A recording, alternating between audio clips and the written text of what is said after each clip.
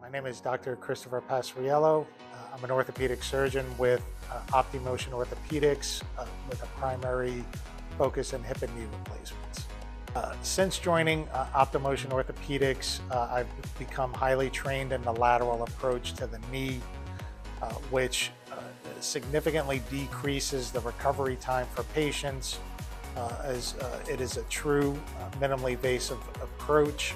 The goal for any hip and knee replacement is to get them back into the activities that they're looking to do. The majority of my patients, especially in Florida, are looking to play tennis, golf, go on vacation. I even have some that play in softball leagues.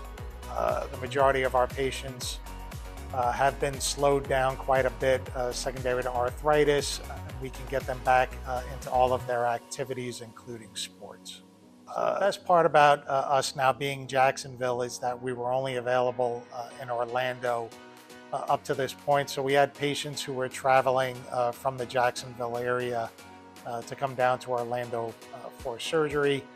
Now with us being in Jacksonville, everybody can stay local and no longer needs to travel.